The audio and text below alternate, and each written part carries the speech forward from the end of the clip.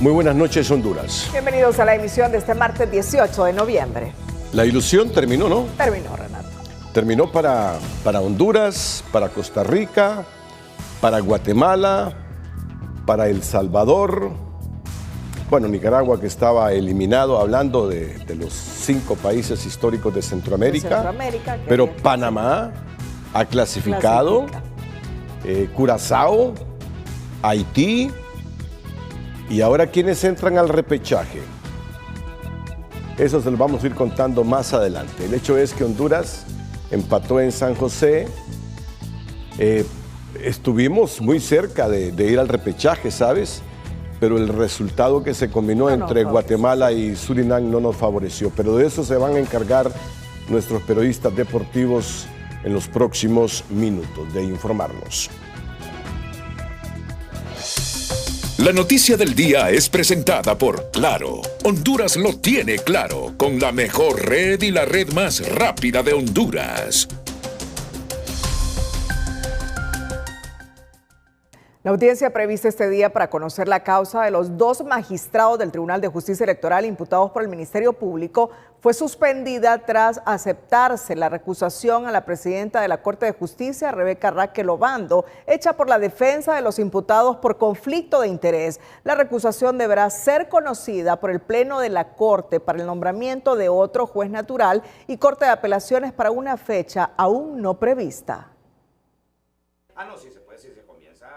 A 11 días de las elecciones generales, el proceso penal para 2 magistrados del Tribunal de Justicia Electoral, Mario Alberto Flores Urrutia y Miriam Suyapa Barahona Rodríguez, queda en suspenso. La presidenta del Poder Judicial, autonombrada juez natural, para conocer el requerimiento fiscal, aceptó la recusación planteada por la defensa y suspendió la audiencia prevista para este martes. Así lo explica el portavoz de la Corte Suprema de Justicia. Se le da el traslado a la Secretaría General. La Secretaría General pues lo contemplará como uno de los expedientes para ser discutidos en el Pleno, y será el Pleno el que analice este tipo de argumentación que es manifestada en el escrito recusatorio y por supuesto en el informe planteado por el juez natural. El Pleno decidirá ahí el nombramiento de una Corte de Apelaciones. La defensa legal de los magistrados insiste en que esta causa nació viciada. Antes del requerimiento fiscal, el Ministerio Público promovió antejuicio por los mismos hechos, que fue declarado improcedente por la Corte. Pese a ello, se presentó nueva acción penal, lo que para los abogados evidencia duplicidad de acciones y una vulneración del debido proceso. Entonces, entramos en un segundo momento: la apertura de un proceso de solicitud de requerimiento fiscal. O sea, están procesando en 2 procesos paralelos a los mismos magistrados. Entonces eso habráse visto, válgame Dios, o sea, en qué parte del mundo, rectifiquemos, respetemos el debido proceso.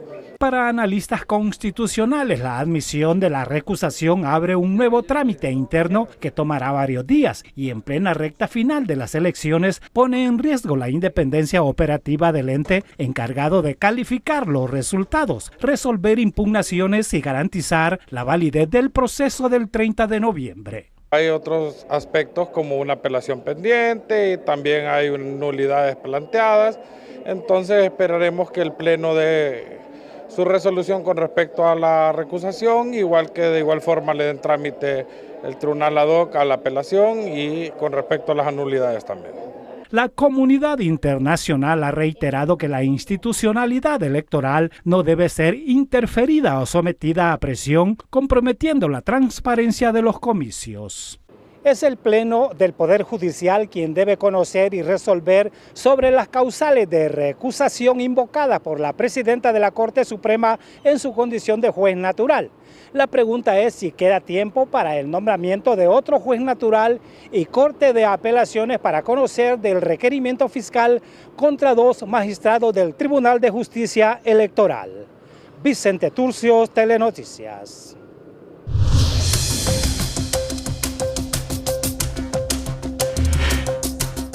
El Tribunal de Justicia Electoral denunció nuevamente obstrucción interna.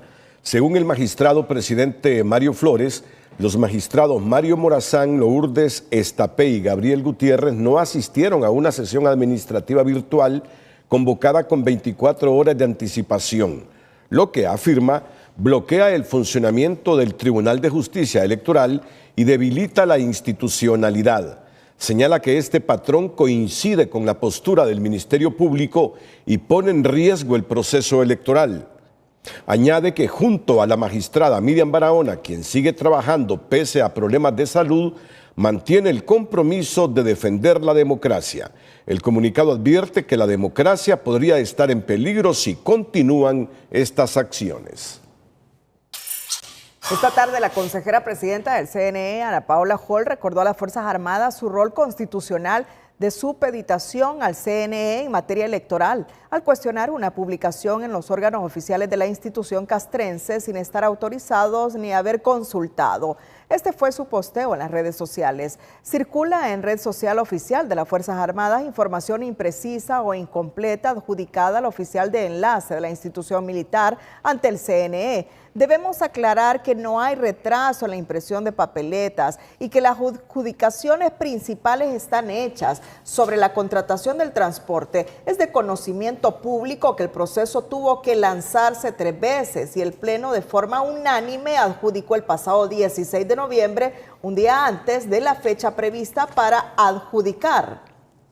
Por disposición constitucional, las Fuerzas Armadas están a disposición del CNE en lo que respecta al proceso electoral. Ni el oficial de enlace ni ningún otro oficial está autorizado a transmitir información al público en materia electoral. La vocería oficial de las elecciones corresponde al CNE. Un llamado a la reflexión.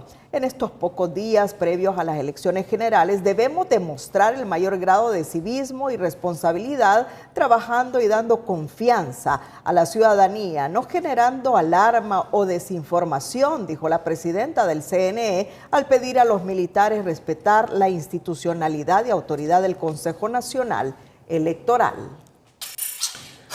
Las Fuerzas Armadas rechazaron la solicitud del Consejo Nacional Electoral para utilizar los predios del campo de Parada Marte como estacionamiento de vehículos oficiales durante las elecciones generales.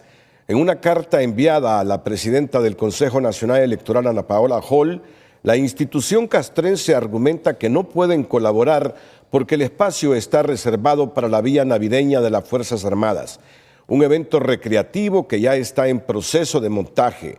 El oficio detalla que se realizan construcciones temporales, decoración e iluminación, por lo que, según la institución, es imposible prestar el lugar. El Ejército lamentó no atender la petición, pero reiteró su respaldo institucional al proceso democrático, pese a que, en esta ocasión, la prioridad quedó del lado de su celebración navideña y no de su responsabilidad democrática. En TN5 en línea, las consejeras Ana Paola Hall y Cosette López son tendencia en las redes sociales por el llamado de atención a los militares y el anuncio de la adjudicación del GPS en las maletas electorales. TN5 en línea es presentado por La Curazao. Black Friday, las ofertas más esperadas del año. Nuevas promociones cada semana. Garantizamos los mejores precios. En las redes sociales no se pasó por alto este martes 2 hechos relacionados con el proceso electoral generados por las consejeras del CNE. Por un lado, el llamado de atención de la consejera Ana Paola Hall a las Fuerzas Armadas a no brindar información imprecisa a través del enlace de la institución militar con el órgano electoral. Y por el otro, el anuncio de Cosette López sobre la adjudicación del GPS para las maletas electorales. Respecto al tema de los militares, el exfiscal de la República, Edmundo Orellana, opinó: así se recupera la autoridad ejerciéndola. Y la periodista Marlene Perdomo calificó como grave la denuncia. Son tiempos difíciles. La democracia está en riesgo frente a unas Fuerzas Armadas que están alejadas de su esencia al perderse en los laberintos de la política. Por otra parte, Gracia Mejía consideró excelente la aprobación del GPS para las maletas electorales. Así no se perderán a 4 o 6 cuadras en los famosos busitos locos que contrataron. Joel Zavala opinó: transparencia es lo que esperamos los de Libre, porque sabemos que Rixi Moncada es quien tiene el mayor respaldo. Y para Armando Galeano, hoy sí habrá seguridad y democracia.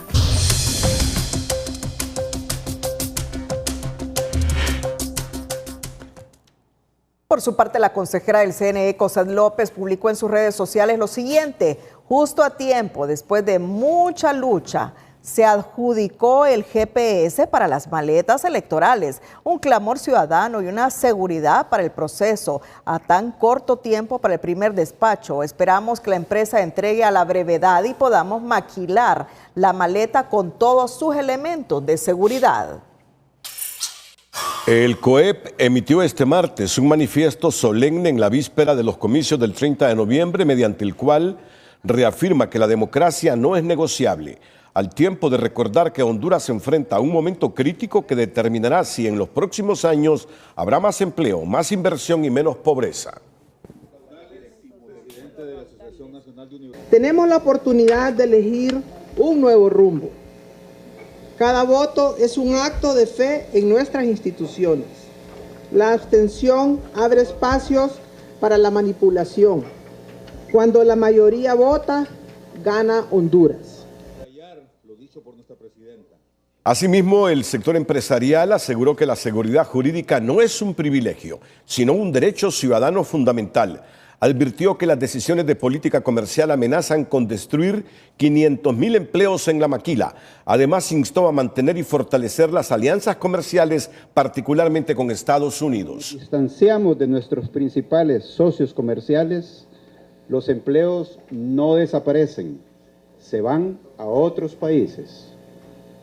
Ser un socio predecible y confiable en el hemisferio no es sometimiento ante nadie, es estrategia de desarrollo económico.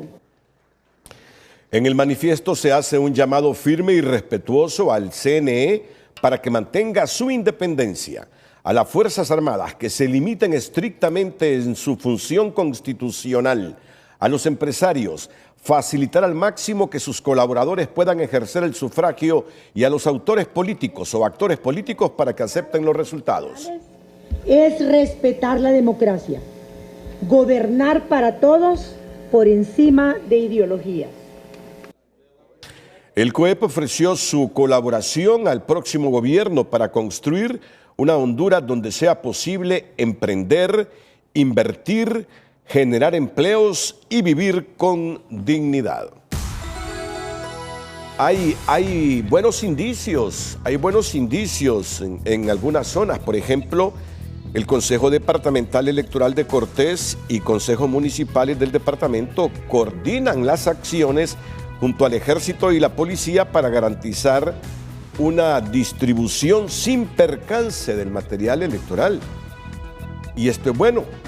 Pero no es bueno que se haya presentado otra impugnación ante el Consejo Nacional Electoral contra la empresa que ganó el contrato del transporte. Pero esta ya está estacionando sus vehículos en el sitio que le ha asignado el Consejo Nacional Electoral, esta empresa, para transportar todo el material.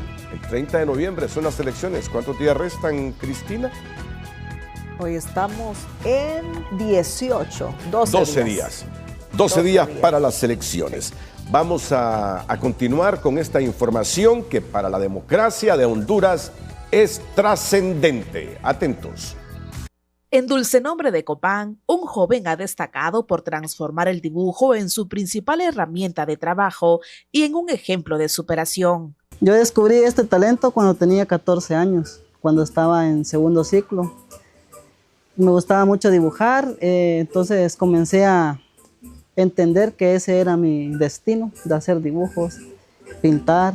Entonces desde entonces yo me dedico al arte. Mi mamá podía dibujar y yo digo que ella fue mi inspiración y por la que ahora estoy aquí dibujando.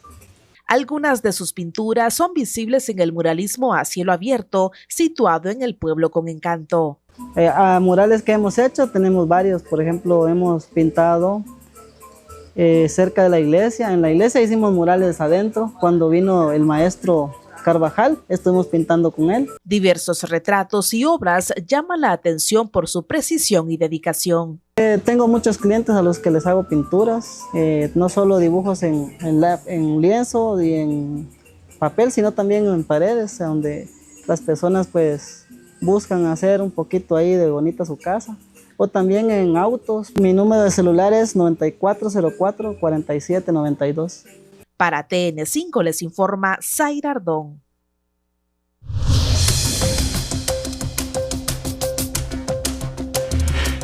Banco Atlántida lanza la Lotería Online del Amor en apoyo a Teletón 2025. Con la Lotería del Amor, muévete. Esta es la Lotería del Amor que te mueve con la Teletón. Solo tienes que donar 200 lempiras y participas ya. Muévete, muévete, ¿qué esperas? Muy contentos de estar hoy en el lanzamiento de la Lotería del Amor de Banco Atlántida.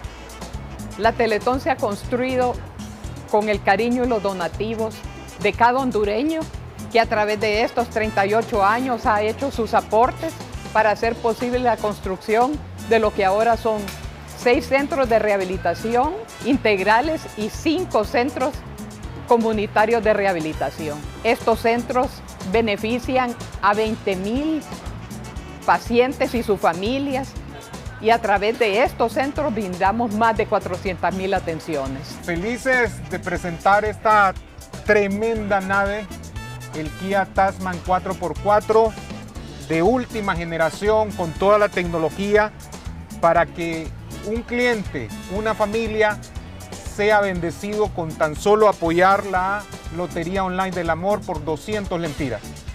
¿Cómo puede adquirir sus boletos? Ir a cualquier agencia de Banco Atlántida a nivel nacional en los 18 departamentos. Ahí no importa si es cliente o no cliente, usted vaya a la agencia y compre su boleto de la Lotería del Amor. Así que los invitamos este 12 y 13 de diciembre y bueno, desde ahorita a unirse a la Teletón con sus donativos a través de las múltiples promoteletones que tenemos y aportar para que el día 13 de diciembre podamos estar celebrando el cumplimiento de esa meta. Participa ya en Bancatlán, la Lotería del Amor te mueve por la Teletón. Muévete, muévete, muévete, Lotería del Amor. Bueno, a excepción de Panamá, todos los países de Centroamérica quedamos fuera del Mundial de Fútbol de Estados Unidos, México y Canadá el próximo año. Costa Rica y Honduras al empatar hoy se quedan sin posibilidades del repechaje. Y los que pasan por la CONCACAF son Panamá, Curazao y Haití, y al repechaje irán Jamaica y Surinam. Me acaba de llamar mi hijo y me dice, esperar 4 años más, mami. Increíble.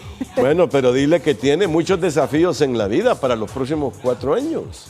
Así es. Que espere el próximo mundial, no el subsiguiente, porque ni siquiera tenemos el próximo es hasta el próximo año. Sí. El subsiguiente después del próximo. Muy bien. En otra información, el Consejo Departamental Electoral de Cortés y consejos municipales coordinan las acciones junto al Ejército y la Policía Nacional para garantizar una distribución sin percance del material electoral, así como el desarrollo de los comicios en un ambiente de seguridad y confianza entre la población votante.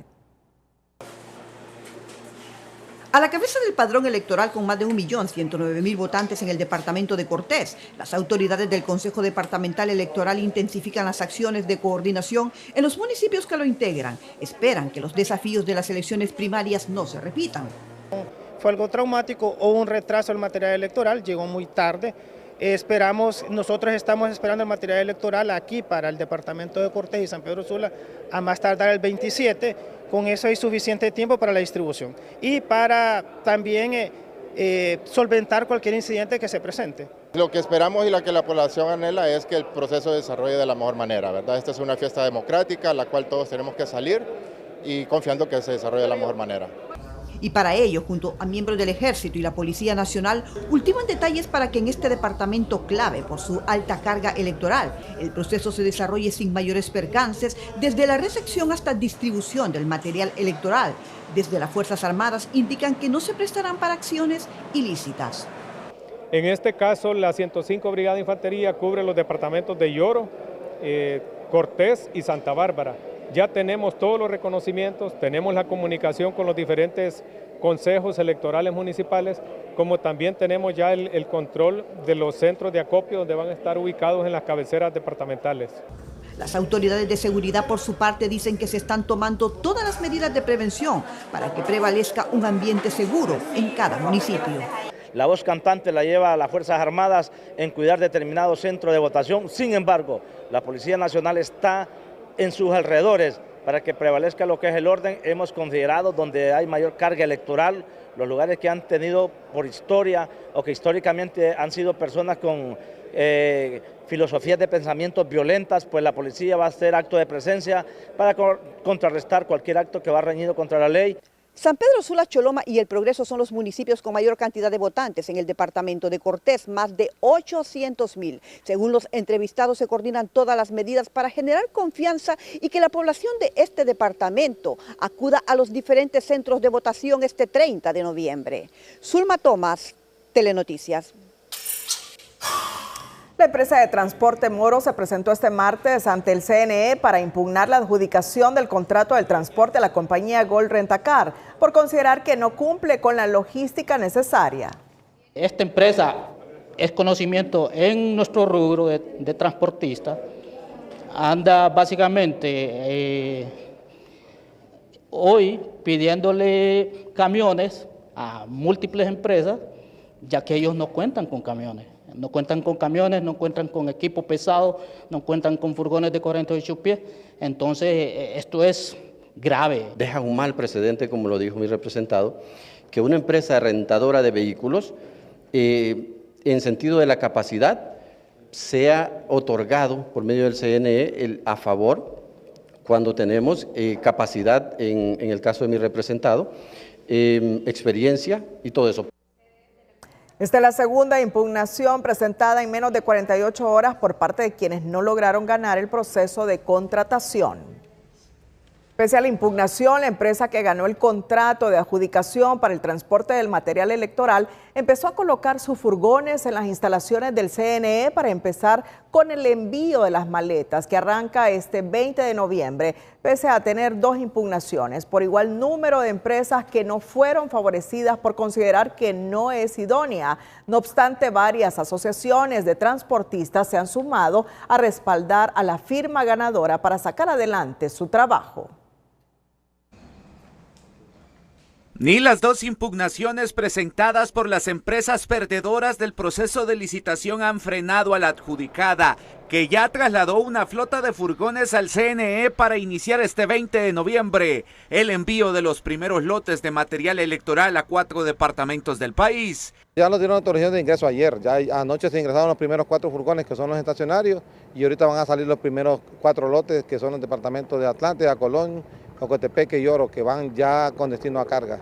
Varias asociaciones de transportistas ya se sumaron a respaldar el servicio de la ganadora, en medio de las objeciones sobre la idoneidad de la compañía, que presentó la oferta más baja de las 3 en competencia. Una aduce denuncias contra su representante y la otra apunta a que no posee toda la logística. Si lo busca ellos, no tienen todos los camiones, pero no significa que no están disponibles para este servicio. Ninguna empresa tiene los 421 camiones, la misma empresa, todos tenemos que subcontratar y eso es lo que está haciendo aquí, una parte de la flota de los que hicieron la licitación y otra parte subcontratada. Los caminos están claros, o el CNE se arriesga a reiniciar el proceso o mantiene su decisión aunque eso le genere reclamos administrativos en los tribunales, los cuales, según la presidenta del PSH, difícilmente tendrán un impacto inmediato en lo ya resuelto. Ya vamos con bastante retraso, ¿verdad? Creo que el recurso interpuesto no debería retrasar, por eso creo que lo más sano es que el CNE resuelva lo más pronto posible. Es cierto que el derecho le asiste a los que dicen sentirse afectados, pero si el CNE ya aprobó por unanimidad de votos la contratación de la empresa, debe sostener esa postura frente a las impugnaciones, sugiere este experto electoral. Ya no pudimos hacer simulacros de distribución, sino que deberemos hacer un plan muy claro de distribución con los GPS y todos los mecanismos establecidos. Se garantice que el material llegue en tiempo y forma a las comisiones departamentales a nivel nacional. Así que yo creo que ya no hay que darle más retraso a esto, hay que evacuar la solicitud y la impugnación presentada, pero claramente el Consejo Electoral ya no puede atrasar más el proceso. A estas alturas, después de múltiples intentos fallidos y ante el riesgo que implicaría recurrir a las Fuerzas Armadas, no hay más tiempo que perder, coinciden los consultados. Con el inicio del proceso de distribución este próximo 20 de noviembre, el órgano electoral entra a su etapa más decisiva, en la cual deberá asegurar que todo el material llegue puntualmente a cada junta receptora de votos para garantizar el buen desarrollo de los comicios. José Miguel Álvarez, Telenoticias. Y este martes, en Frente a Frente, el presidenciable del Partido Nacional, Narri Afura, fue directo y pragmático sobre el país que sueña si llega a la presidencia. Soluciones reales a los problemas, menos discursos, descentralización del país, recuperar la gobernabilidad, al tiempo que se decantó por romper relaciones con Venezuela si gana la presidencia mientras esté en esa nación Nicolás Maduro. Su visión sobre las prioridades del país quedó clara. Este martes en el foro Frente a Frente, el candidato presidencial del Partido Nacional fue directo al afirmar que el pueblo hondureño exige soluciones reales a sus problemas, no promesas vacías ni ideologías de campaña que luego quedan en el olvido. En estos puestos estamos para servir, para trabajar, para ayudar a resolver los problemas. A la gente no le interesa si es rojo, verde, amarillo, anaranjado, si es izquierda, si es derecha, si es bonito, si es feo, si me cae bien o no. A la gente lo que le interesa es quién le va a ayudar a resolver sus problemas. Punto. Afura destacó la necesidad de ordenar la gobernabilidad en el país a través de una descentralización que ponga fin a un sistema excesivamente presidencialista, donde el gobernante de turno quiere imponer hasta el presidente de la Asociación Canina Nacional, ironizó. La descentralización, ¿quién manda? El alcalde, el gobernador y después el presidente. Ese es un orden para poder desarrollar el país. Tenemos que ordenarlo. El brazo, los alcaldes es una extensión del gobierno para facilitarle a la gente allá en aquel municipio, aldea, caserío, resolverle los problemas. El presidente solo debe tener el rol de administrador, ejecutor y facilitador, expresó Afura, quien de llegar al solio presidencial advirtió que romperá relaciones con el dictador venezolano Nicolás Maduro y todo gobierno que restrinja las libertades fundamentales. Totalmente no podés tener relaciones. A donde no respetas la democracia y la libertad, no puedes tener. Salvador había dicho primero que iba a tener relaciones con Venezuela y después ahora lo que vos me estás diciendo. Según Afura, es fundamental encontrar un punto de equilibrio, ya que los extremos tanto de derecha como de izquierda nunca funcionan. Aseguró que su gobierno combatirá la corrupción, aunque advirtió que la llegada de la Sisi no será un proceso fácil. ¿Tú te comprometes hoy sabiendo que eso está a que venga ese mecanismo anticorrupción? Lo firmé 4 de septiembre y en todos los puntos de acuerdo. Solo sí hice ese énfasis y quiero dejarlo claro que en el primer año hay que cumplir varias cosas para poderlo hacer. No, es que sí. Lleva un proceso. Si el pueblo lo unge como presidente, su compromiso será dedicar sus mejores esfuerzos, trabajo, conocimiento, esmero y amor para servir a la comunidad y al bien común. José Miguel Álvarez, Telenoticias. Bueno, se produjeron dos decisiones muy importantes hoy en Europa en relación con las elecciones de Honduras. La Unión Europea se pronunció con un mensaje contundente sobre las elecciones previstas para el 30 de noviembre, advirtiendo que sigue de cerca la situación en Honduras y ha expresado sus preocupaciones. Ya les diremos cuáles son las principales preocupaciones que tiene Europa sobre este proceso. Y además, hoy en el Congreso de España, hubo otra decisión. Una solicitud presentada por la oposición conservadora para que las elecciones del 30 de noviembre se realicen con plena transparencia, imparcialidad y seguridad. Grupo Ficosa una vez más abrió sus puertas para la Feria de Emprendedoras a través de la iniciativa Mujeres Adelante, ya que cree profundamente en el poder de las personas y en su capacidad para transformar realidades. Para nosotros el tema de emprendimiento es algo que viene muy en nuestra sangre. De hecho, no sé si sabías, pero Grupo Ficosa nace de un emprendimiento. En el 1967 llega don Juan Atala y emprende en la industria de la madera. Así que el apoyo al emprendimiento es algo que nos nace de corazón porque venimos de eso, entendemos el impacto que esto tiene. A través de Mujeres Adelante, este grupo financiero ha acompañado a más de 8.000 mujeres emprendedoras, facilitando su acceso a medios de pago con condiciones preferenciales, brindando más de 2.000 espacios en ferias y capacitaciones.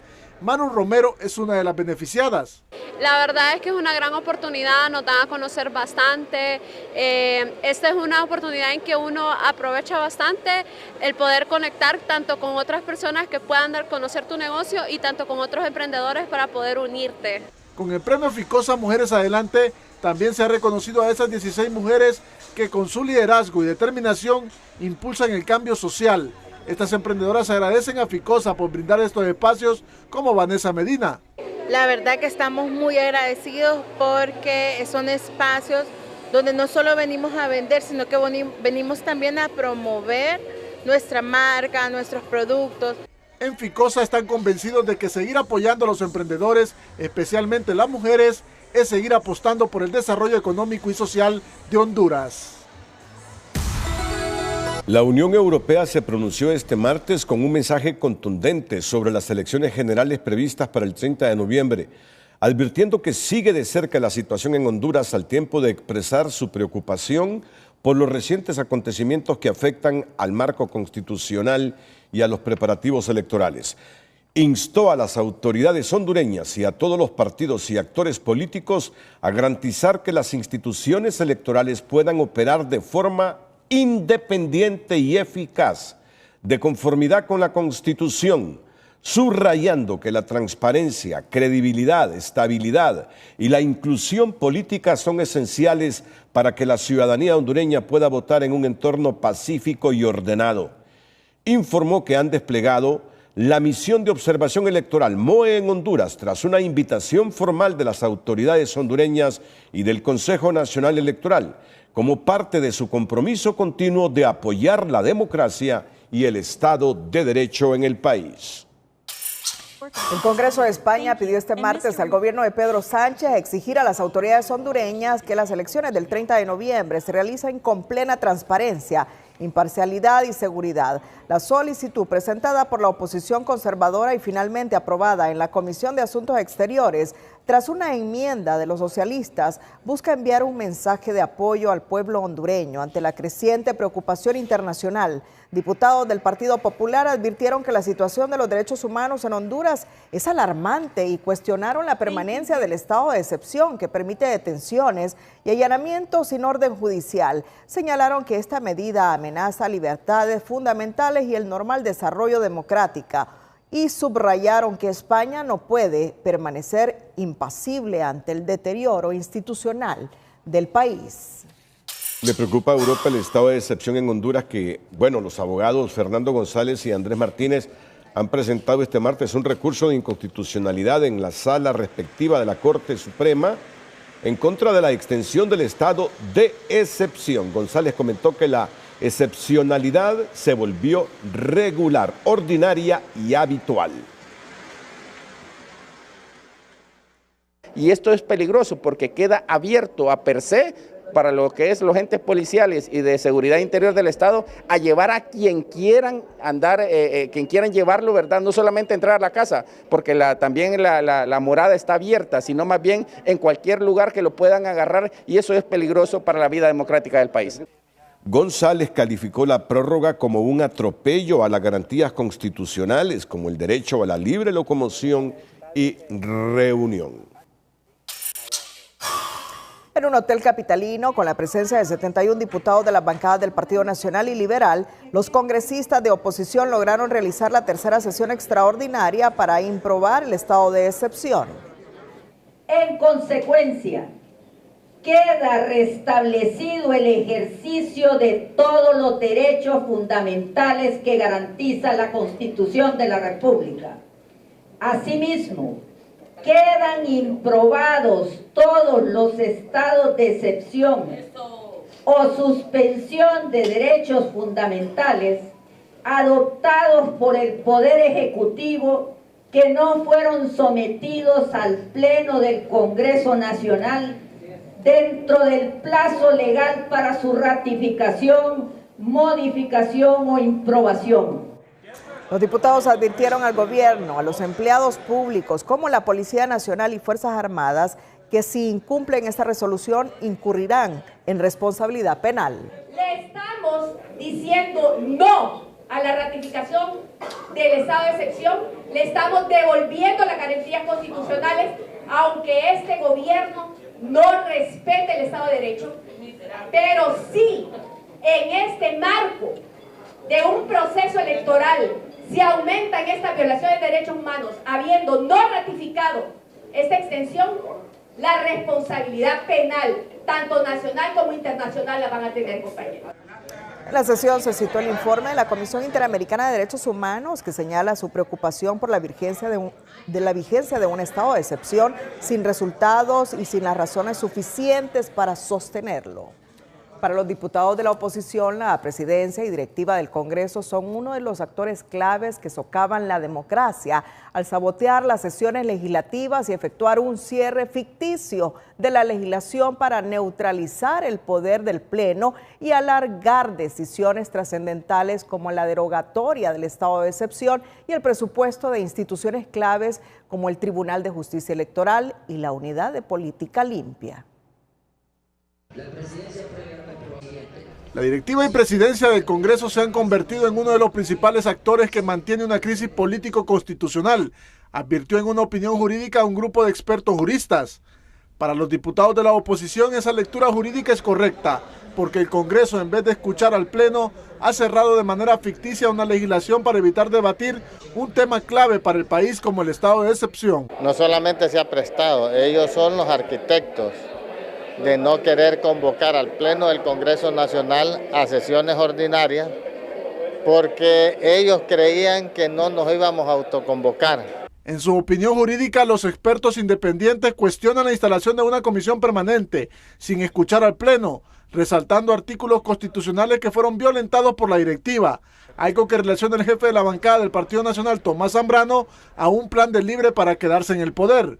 Teníamos acuerdos para poder llevar a cabo la aprobación en más de 15 leyes y nunca quisieron aprobar ninguna ley ni convocar a sesión porque su plan era instalar de manera ilegal la comisión permanente. Libre tiene un plan para ejecutarlo de cara a la elección y después de la elección. Ellos la elección la están viendo como mero trámite, no les interesa el pueblo, no les interesan los votos, porque ellos tienen un solo objetivo que es quedarse a la fuerza. Y al referirse al estado de excepción, los juristas señalan que la prolongación indefinida de esa medida de seguridad, sin control parlamentario ni judicial, vulnera los principios de necesidad, proporcionalidad y temporalidad conforme al derecho internacional. Y este día le pusimos fin a todas esas ilegalidades e improbamos además el último decreto emitido por el Poder Ejecutivo el 12 de noviembre de este año. En conclusión, estamos poniendo fin a las ilegalidades, a las violaciones de derechos fundamentales que ha tenido a su cargo este gobierno. Este exdiputado del Congreso lamenta las acciones del Poder Legislativo y espera que no se vuelva a repetir. Mire, la verdad es que es lamentable que nosotros tengamos y que los diputados del Congreso Nacional, la mayoría, tenga que estar haciendo sesiones apartadas de una convocatoria de la Junta Directiva. O sea, si aquí lo que se está pidiendo es que trabajen, la ciudadanía es lo que exige. Así que es lamentable la situación, la postura de la Junta Directiva y esperamos que esto nunca se vuelva a dar. Mientras el Congreso permanece cerrado y sin control, se profundiza una crisis que no solo es política, sino también constitucional, y el costo lo sigue pagando la democracia. Ante el rechazo del ENAC para publicar en el Diario Oficial de la Gaceta este decreto, la oposición estaría usando cualquier medio de comunicación masivo para que entre en vigencia la derogación del estado de excepción. José Andino, Telenoticias. En un estado serio de derecho, lo que hoy ha decidido este grupo de diputados, más de 70 diputados de los autoconvocados, es ley. En un Estado serio y de respeto al derecho, lo que han decidido los autoconvocados es ley, que se tiene que cumplir. Pregúntenle al Ministerio Público. Pregúntenle al Ministerio Público y a otros poderes del Estado si respetan la decisión tomada hoy por los autoconvocados. Ese es uno de los principales fracasos del país, la falta de respeto de los políticos o de algunos políticos por el Estado de Derecho. Siempre en la historia hemos tenido irrespetuosos, pero esta vez abundan más todavía. A escasos días para los comicios generales, los hondureños no sabremos a ciencia cierta de dónde viene el dinero para las campañas políticas, pues el Congreso Nacional no aprobó el presupuesto a la Unidad de Política Limpia, cada vez más diezmada en sus funciones. Esas limitaciones le impiden auditar si la plata que ingresa a las campañas viene de fondos limpios o procede de la corrupción y el narcotráfico. Vallas y pancartas políticas tapizan cada rincón del Distrito Central. Toda esa propaganda debería ser monitoreada por la Unidad de Financiamiento, Transparencia y Fiscalización, encargada de auditar el dinero que entra a las campañas, pero la institución no tiene presupuesto para hacerlo.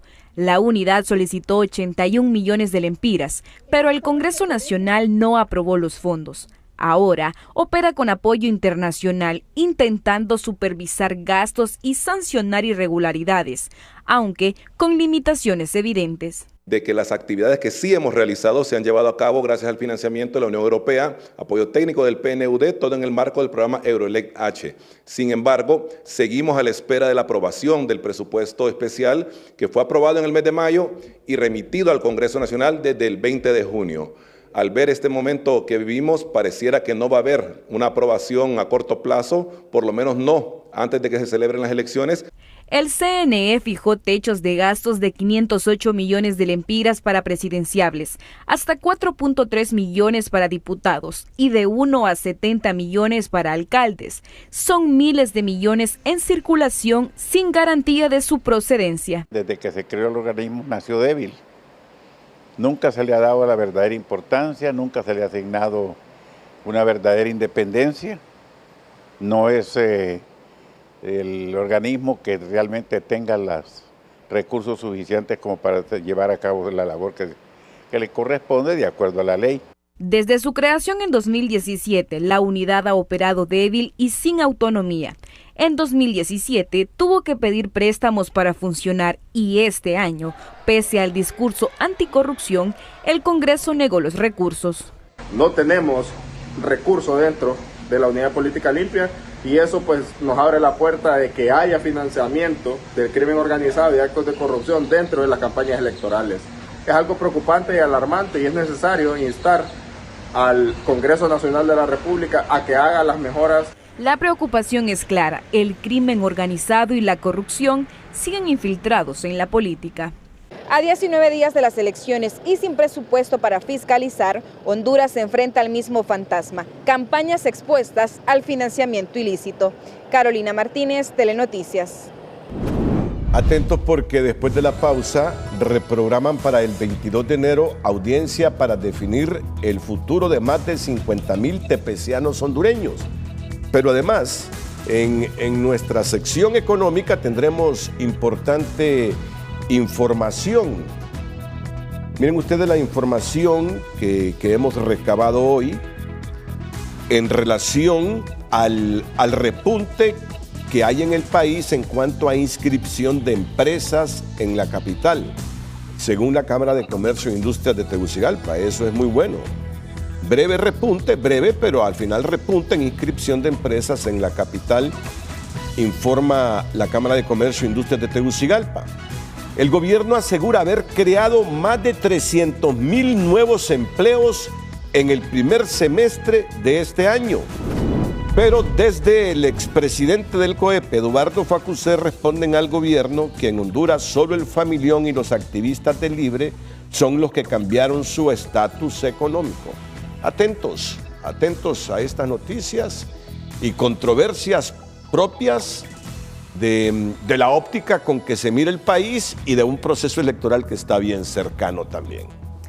Antes de desarrollar estas noticias, el autocuidado no se limita a mantener un buen estado de salud física o comer sanamente. También se encuentra en la forma que manejas tu salud financiera. Y en Educación Financiera te decimos cómo hacerlo. Educación Financiera es presentada por Banpaís. Compra todo lo que quieras y divídelo en cuotas 0% interés con tus tarjetas de crédito Banpaís. ¿Qué es la salud financiera? La salud financiera, también conocido como bienestar financiero, es un concepto que engloba distintos aspectos financieros que puede impulsar a una persona, familia o grupo a prosperar de manera económica dentro de la sociedad. ¿Cómo cuidar su salud financiera? Todos nos esforzamos continuamente para ser financieramente saludables y tener un equilibrio entre nuestras finanzas y la cotidianidad. Pero, ¿cómo se logra? Viva a su medida, tome el control de sus finanzas con un presupuesto y utilicen su dinero de forma inteligente. Ahorre para emergencias. Este ahorro es independiente a sus metas financieras. Su función es que le ayude en caso de algún imprevisto como desempleo o situación médica. Así evitarán ocupar el dinero que tiene destinado para sus pagos regulares como la renta o comida.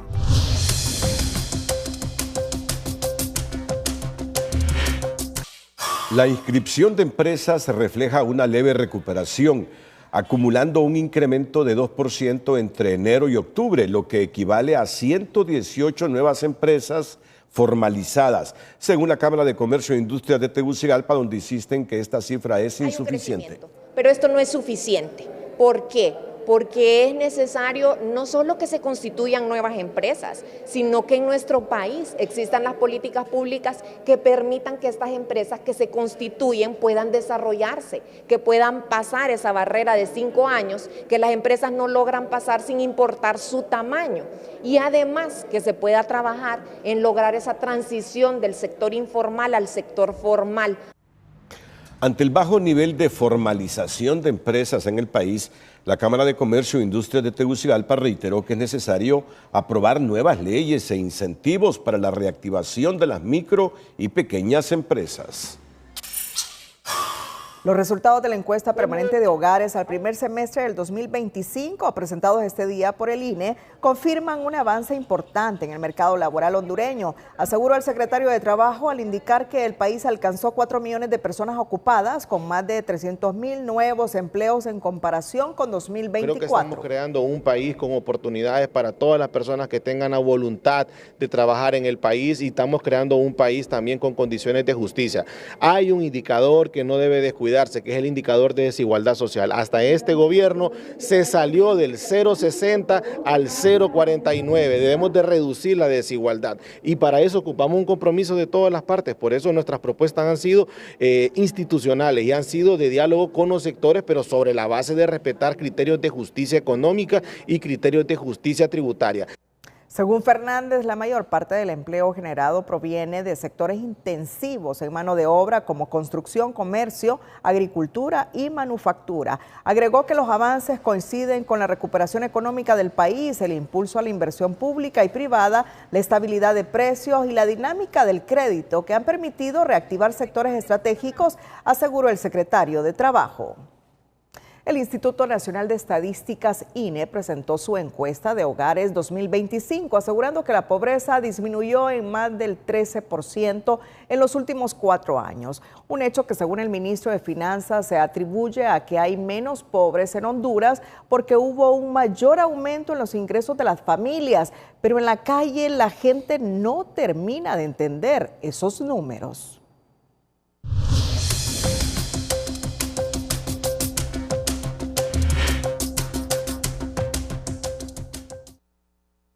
En primera instancia, en su nueva encuesta de hogares 2025, el INE revela un giro importante en los indicadores sociales. Honduras redujo la pobreza en 13.5 puntos y la pobreza extrema en más de 15 puntos en los últimos 4 años. La pobreza general pasó de 73.6 en 2021 a 60.1% en 2025 y la extrema bajó de 53.5% a 38.3%. Con ello, la población no pobre subió de 26 a casi 40% según el informe presentado este martes. ¿Cuántos son los hogares no pobres? En el 2021 los hogares no pobres del país apenas eran el 26.4%. En el 2025 los hogares no pobres llegan a 39.9%, lo cual suma un crecimiento de los hogares no pobres de 13.5%. Por su parte, el secretario de Finanzas, Cristian Duarte, explica que la pobreza se mide según la capacidad de un hogar para cubrir la canasta básica de alimentos. Sostiene que la mejora en los indicadores responde a un aumento en los ingresos de las familias. Explica que los hogares tengan más ingresos. El salario real creció de 6.000 lempiras a cerca de 9.700. Ese es el promedio a nivel nacional. Eso se explica por una mayor dinamización de la economía, pero también por un programa de inversión social que ha alcanzado a muchos más hogares. Pero entre la gente que vive el día a día, las opiniones son distintas. Doña Ana Gómez dice que le cuesta creer esos números. Los 200 lempiras que llevaba en el bolsillo este día se le fueron en apenas 2 cartones de huevos. Para ella, las estadísticas no siempre reflejan lo que realmente pesa en la mesa. Menos pobres no, habemos más todavía. Sí. ¿Por qué cree? No les sabría decir, pero sí, entre más días más pobres vamos, porque como todo va más caro. Pero hay quienes consideran que esos resultados de la encuesta se pueden adaptar a la realidad. Pero yo creo que dentro de lo que cabe, por ejemplo, a mi alrededor mucha gente tiene mejores vehículos, ha mejorado sus casas. Lo que pasa es que la situación es complicada cuando no queremos trabajar, ¿verdad? Pero trabajo yo creo que sí hay. Usted busca ahorita un electricista, un albañil y todo eso le cuesta encontrarlo. La encuesta también señala que la tasa de desempleo abierto bajó de 8.6% en 2021 a 4.9% en 2025. Unas 211,000 personas sin trabajo. Pero advierte que el verdadero reto está en el problema de empleo, que incluye a los desempleados y sus empleados. Entonces, sumados todo eso, tenemos actualmente 2.045.156 personas con problemas de empleo, o sea, un problema estructural, y tenemos como país serios problemas de este tipo. Pero en el 2021 eran 3.378.262 personas con problemas de empleo. Aún con los avances reflejados en la encuesta, el desafío sigue siendo transformar esos indicadores en mejoras palpables para las familias hondureñas. Los números del INE muestran avances claros mientras la gente vive una realidad diferente. Alimentos caros y falta de empleo. Ambas cosas pueden ser ciertas. Una reducción medible de la pobreza y una realidad que se ve y se toca en diferentes zonas del país. Mario Landa, Telenoticias.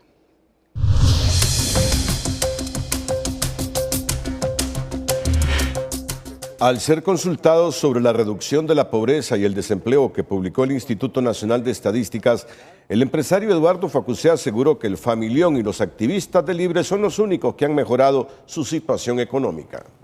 ¿Han oído ustedes del familión? Esos son los únicos que han cambiado su estatus económico, porque el resto del país no les han llevado ningún beneficio. Claro, han creado un montón de nuevos ministerios en el gobierno, han creado un montón de puestos de trabajo, entre paréntesis, pero ¿de qué manera sirven? Son los activistas que anduvieron tirando piedras y creando desorden en nuestro país. Agregó que nadie debería sentirse orgulloso de tener un 60% de pobreza. Por su lado, el empresario maquilero Jesús Canaguati reconoció que hay desigualdad, como lo aseguró el secretario de Finanzas, pero indicó que se debe al alto nivel de informalidad y la falta de confianza para invertir. La confianza es lo único que hace que el inversionista quiera apostar sus capitales en el país, ya sea el inversionista nacional o ya sea el inversionista extranjero, ya sea un inversionista chiquito, mediano o grande, porque todo el mundo busca la confianza. Entonces, el reto es de este gobierno y del gobierno que se va a elegir ahorita el 30 de noviembre, cambiar esa actitud.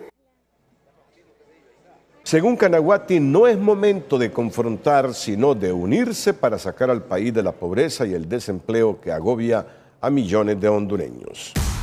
Vamos a una pausa. Cuando regresemos, la policía descartó que la muerte de un menor este fin de semana obedezca a un hecho de violencia política. Ya les diremos dónde se produjo este lamentable hecho, pero que la policía ha descartado que tenga causas políticas por el momento que vivimos en la actualidad. Libertad y Refundación condena la muerte de un niño en Santa Bárbara que fue enterrado esta tarde en una dolorosa despedida. La policía este día descartó que la muerte del menor obedezca a un hecho de violencia política al asegurar que el objetivo era el conductor del carro en donde iba el menor y otros activistas de Libre, y señala que ya hay un detenido ligado directamente al hecho violento.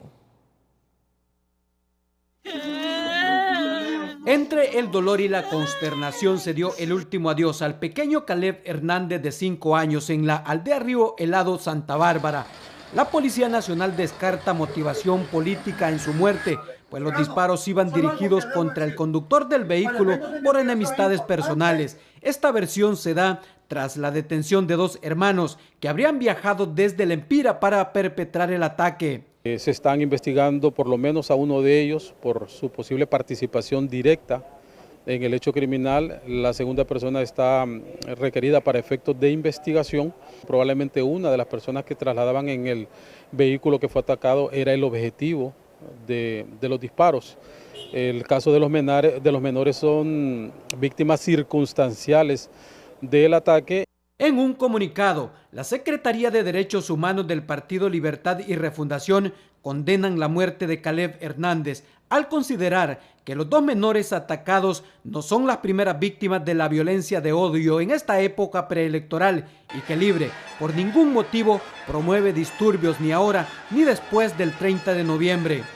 Ni del expresidente Mel Zelaya, ni de Rixi Moncada, ni de la presidenta Xiomara, ninguna autoridad del partido ha dado instrucciones que el 30 de noviembre hay que hacer desorden, hay que romper, hay que robar.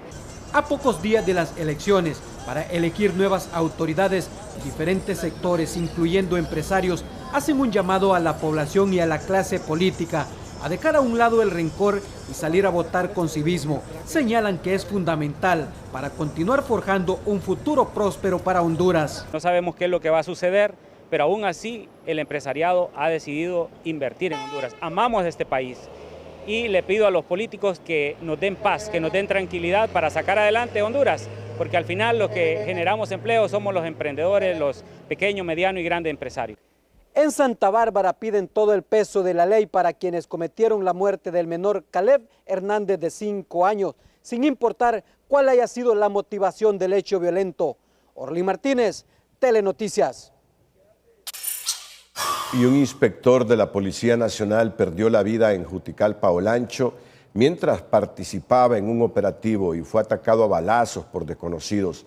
El oficial fue identificado como Freddy Adrián Contreras. Lamentamos esta pérdida de la Policía Nacional. Y esta tarde la colonia de la Providencia del sector de Chamenecón fue el escenario de la muerte violenta de otro agente policial. Tras un fuerte enfrentamiento con miembros de la pandilla 18, fue asesinado de varios impactos de bala el subcomisionado Joel Esteban Vargas Ordóñez, asignado a la Dirección Policial de Investigaciones en el sector sur de San Pedro Sula. Asimismo, otro oficial fue herido y se encuentra fuera de peligro. Las autoridades saturaron la zona y se tienen al menos 7 detenidos, entre ellos el sospechoso de darle muerte al oficial Frank Morris el pasado 25 de agosto en Tegucigalpa. La Unidad Nacional Antisecuestros capturó en La Ceiba al ciudadano James Romero Greenwood, de 27 años, buscado por la comisión del delito de secuestro agravado en perjuicio de Cristina Guadalupe Ponce. El arresto ocurrió en la colonia Pisati tras labores de vigilancia y seguimiento ejecutadas en el marco de la fase 3 del Plan Solución contra el Crimen. Autoridades policiales capturaron en Morazán Lloro a un hombre de 30 años, identificado como uno de los presuntos sicarios implicados en la masacre registrada el pasado 10 de noviembre dentro de un gimnasio donde fueron asesinados Oscar Roberto Melara Boto, Néstor Lenín Lara, Carlos Noel Ezama y José Antonio Quijada. En el operativo, la DPI decomisó un fusil AK-47, 4 fusiles R-15 y más de 500 municiones y 2 motocicletas que habrían sido utilizadas para movilizarse durante el ataque.